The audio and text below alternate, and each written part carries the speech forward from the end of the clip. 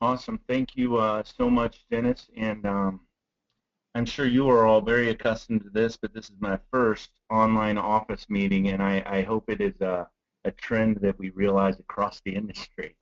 So it's fun to be able to talk to you today from the confines of my office, and I just hope everyone can hear me well. As Dennis mentioned, if there's anything along the way that you're curious about, just send a chat to Dennis and stop me in my tracks. But Dennis has been nice enough this morning to give me 10 minutes, and I promise not to use any more of your time than that to basically introduce Pillar to Post and who I am and who we are. And hopefully this is an introduction to a long-term relationship with more and with all of you to help all of you grow your businesses and better serve your customers. So next slide, please, Dennis, for the first slide. So I don't know about you guys, but I like that picture, the one that the photographer edited for hours, a lot better than the one that Dennis stole online. Um, but my hometown is Springfield, Illinois. I ended up at the University of Missouri-Rolla because I wasn't very good at school or soccer, and it's the only place that I could study engineering and play soccer, and thankful I went there. It was a great experience. I came out of Rolla and worked as a consultant for about 6 years, which was a really exciting, challenging time, but I got married and I was traveling too much, so I purchased a home inspection franchise, Pillar to Post in 2002, and have never looked back. I had a passion for garnering relationships with clients. As a consultant in the business industry, that's largely what we do as home inspectors. And I'd always had a passion for home improvement and remodeling. And if I'm being 100% honest, it was 2002, and what I really wanted to do was make millions of dollars flipping homes. But I'm married to an extremely smart woman who kept looking at the business model, saying we don't have enough cash. And so I bought this franchise with the intention of pursuing flipping homes. And like all of you know, when you start a small business, you have to give it everything you have, and I certainly have, and haven't regretted that at all. I'm proud to say I was Franchisee of the Year in 2011, and now in addition to owning my franchise, I serve as a regional director, so I support other franchisees within the Pillar to Post network. And Pillar to Post is the #1 home inspection franchise across North America, and we're growing very, very fastly. So if you all know anybody that is interested in a change of careers, please let me know inside the St. Louis area or out. Our team, I would be remiss if I didn't start with our team, because this is what makes um, Chad Borah, the Pillar to Post team here in St. Louis. There's multiple franchises, but this is my unit, and this is what makes us different. And that's the young ladies on the front left who handle all of our scheduling in the office, which I'll talk a little bit about. But Miss Sherry MacArthur, who refused to remove her sunglasses in that horrible picture. We are all staring straight into the sun. But Sherry and Amanda handle scheduling full time, and then we also have an after-hours service. So any time of day or night, any day of week, we're going to be there to meet the needs of you or your clients. And then our inspectors, we have 4 inspectors: Rick Cavey, Joe Doctor, Bill Cook, and Eric Davis, who all bring an extensive amount of experience inside and outside home inspecting, which makes for a pretty powerful team. And then last but not least, on the far left is our business development manager, Ms. Patricia Tobo. I bet Joe Doctor has some fun with his name. Oh, it's incredible. So, and a lot of people recognize the name. So Joe was a realtor. So Joe started his career flipping homes in Florida. I met Joe when I started inspecting in 2002, and always thought he would make a good home inspector. And when the market crashed, Joe went back to remodeling and general contracting, and then his knees and back were getting a little tired of it. And so we welcome his experience both with a hammer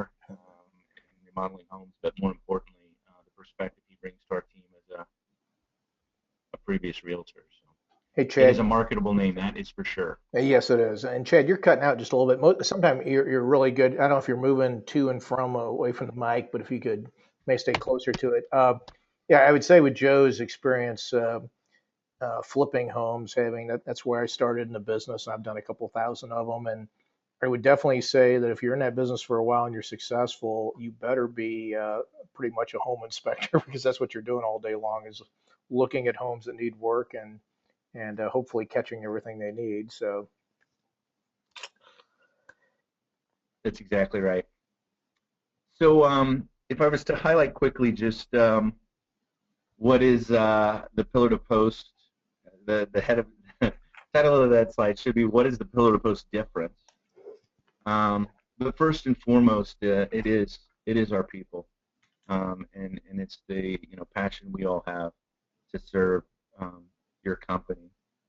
Um, our mission's simple, and that is that we want to be the easiest company to do business with. We want to deliver a comfortable service, and we want to instill confidence in our clients. And we take great pride in that easiest company to do business with. So we recognize that as real estate professionals, we want all of you to be able to focus your time um, and energy on those things that are most profitable to your business.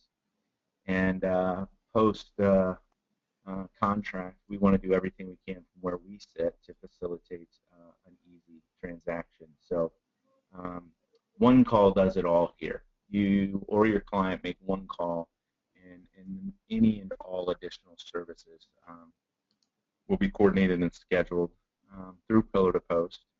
And we prefer to contact all the parties involved as well. So once your client's picked out a time, we'll let you know what time that is. And then more importantly, we'll contact the listing agent and make sure we have access to the property. And again, we just want to make sure that it's a nice, smooth home inspection and that it's easy for you guys. Our reports are computer generated and on site, and this is a significant difference, I think.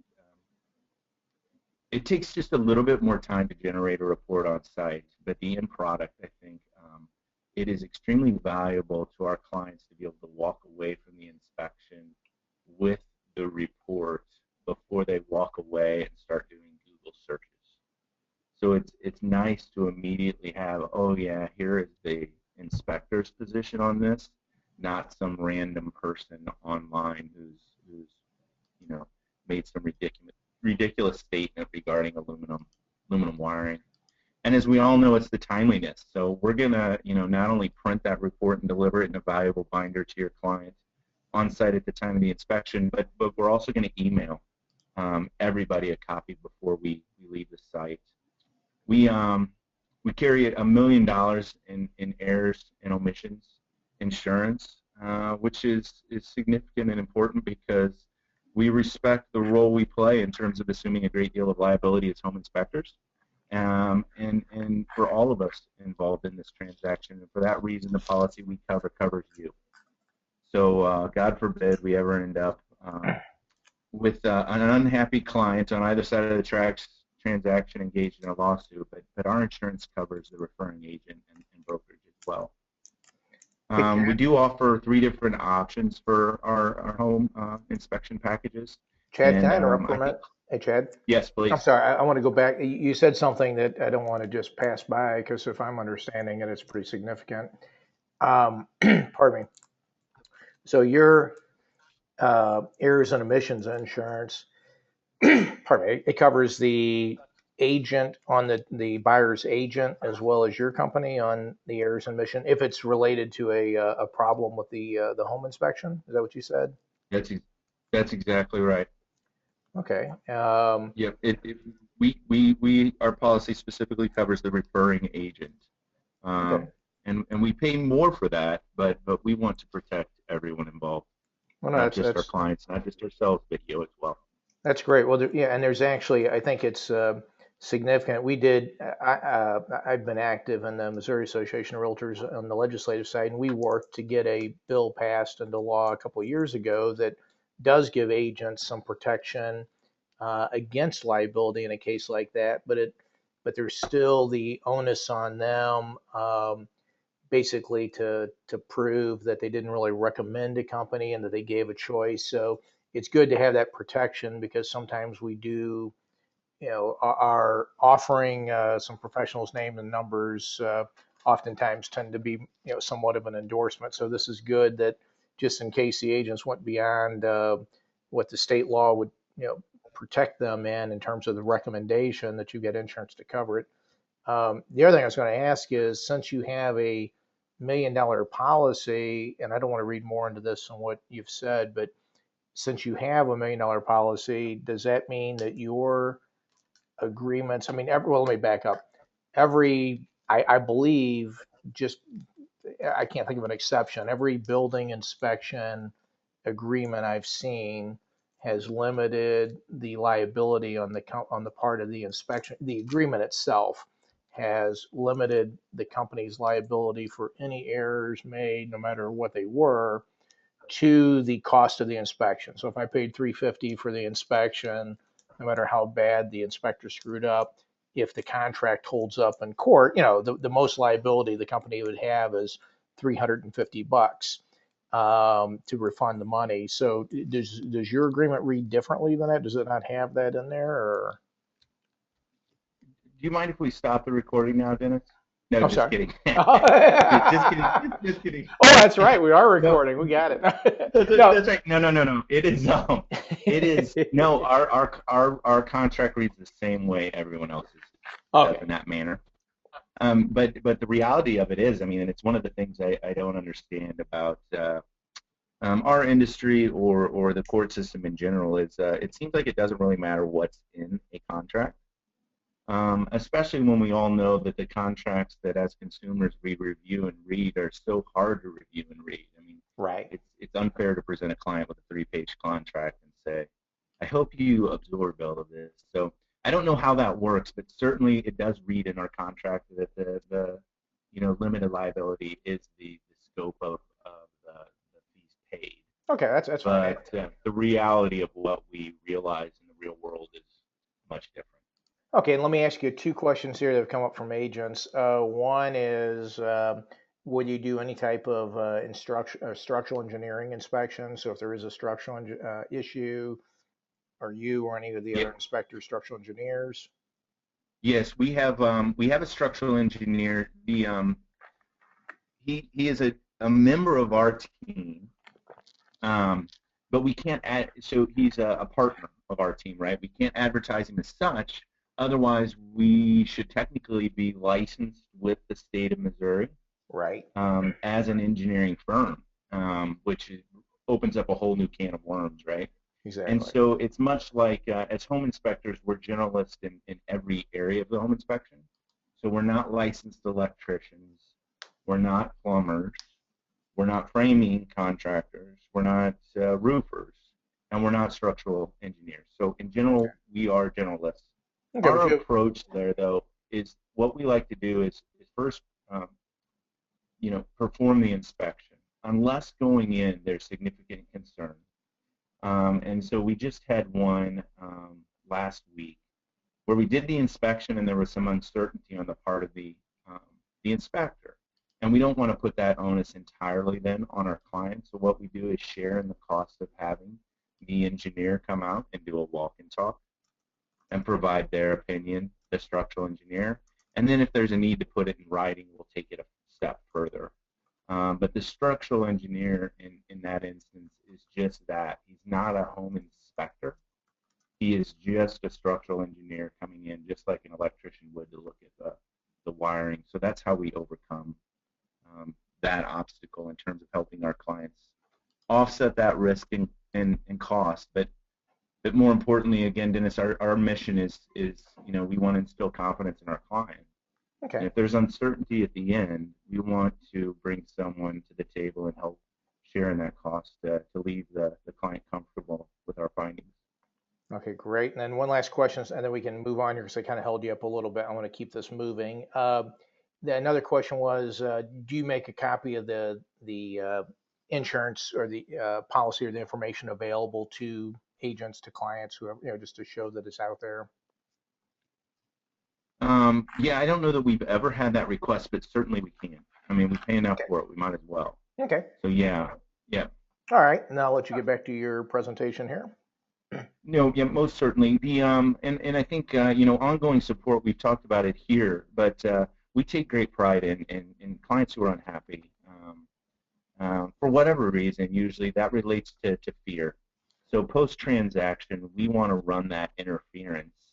We want the client to come to us because the majority of the time, we're going to turn a client who is upset or scared about whether it's a leaking faucet or a leaking roof into an advocate of pillar to post because of the way we handle it. And then last but not least, we really are focused right now on how your client is feeling on the inspection. So if we could go to the next slide there, Dennis. Sure. And I apologize, Chad. Pardon, you sent these over as PowerPoints, and I pulled them into Keynote, and sometimes the formatting botches up, and I didn't notice it. So you got your words are a little messed up there. I apologize. No, not at all. And I will we'll make this click. But for a long time we focused on delivering our findings in a non-alarming manner, and so much of what we were focused on was our findings, right? As inspectors, we're talking about reports, and we're talking about how we relay technical findings. And don't get me wrong, there is an art to all of that, and it needs to be respected. But what we've learned is that when we gauge our customers' experience, when we get their feedback, which we do on every inspection, it's all centered around the way they felt and the experience as a whole. And first and foremost, we want them to feel appreciated. So we started giving every client a tape measure. And when my team suggested that, I thought it sounded pretty cheesy. And what I have learned from them and this experience is that it doesn't really matter what the gift is, it's how you deliver the gift. And so it's a simple message to our clients that says, we appreciate you, and I take great pride in the opportunity to inspect your home today. I'm going to do my best job possible. We really want the client to feel comfortable on site. And part of that is we're there for 2 to 3 hours, and if it's a vacant home, we're going to have chairs there. Sit down, relax. No reason to be squatting on an uncomfortable, fireplace, hearth, or the steps. Grab a chair. And then I learned this from my 8 and 5-year-old daughters, but we provide snacks. And you'd be amazed at the way a client's emotional state changes as soon as they just, an hour and a half, 2 hours in, grab some animal crackers or a granola bar and take a drink of water. And certainly that immediately they're kind of right back with you. And then the color wheel that you see there and the measuring pad is that we don't want their focus during the inspection to be on objections, i.e., oh my gosh, the kitchen doesn't have GFCI protection. We want them to remember and realize that they selected this home, and I think that the paint wheel and taking measurements is an action during the inspection that helps them realize that they are starting to envision themselves in that home. So we are really excited about what that experience has meant for our clients, and excited to hopefully have the opportunity to serve you and your team. So I know I said I'd take 10 minutes here, Dennis, and here I am well beyond that. So I apologize for my time, but I really, really appreciate the opportunity to share with all of you what Pillar to Post has to offer. Hey, no problem, Chad. It's been good, and we do appreciate you coming on here. And what I'm going to do is I'll put the your presentation with the slides corrected on our forum. I told you about our forum that we have for our agents, along with your contact information. And then, but I'll get your contact information out to everyone in case they have questions and they want to contact you individually. And then also, so everyone knows, Chad, I asked Chad to be pretty general today because I didn't know how many of you were familiar with him or his company. So I asked him to do kind of a broad brush overview and talk about some of the things that he felt or feels makes them different, which I think you did a great job of today, Chad. I like some of your ideas there with in terms of helping the people feel comfortable in the house, and just from a physical standpoint too, like having a chair and water for them, but also the idea of kind of moving them in. It makes sense to give them a measuring tape, let them measure rooms while the inspector's doing his inspection, and the color wheel kind of helps keep them engaged with the house. And on the positive side, picking the kids' room colors rather than just focusing on every little defect that you can pick apart in the house. I think that those are great ideas. However, going forward, uh, Chad's got some very specific presentations that sound pretty interesting too, that we may want to invite him back to talk about, like just specifics like aluminum wiring, mold issues, things like that. Very specific things that you may run into out there that I think would be great things to have more information on. So again, Chad, thank you very much for joining us today. I will post, like I said, everything up on our forum. I'll make sure everybody's got your contact information. And I'm sure, knowing as good as Pat is, I will hear from Pat later today anyway to follow up. So we'll take it from there. All right. Excellent. Go Cardinals. Yep. There you go. All right. Thanks, Chad.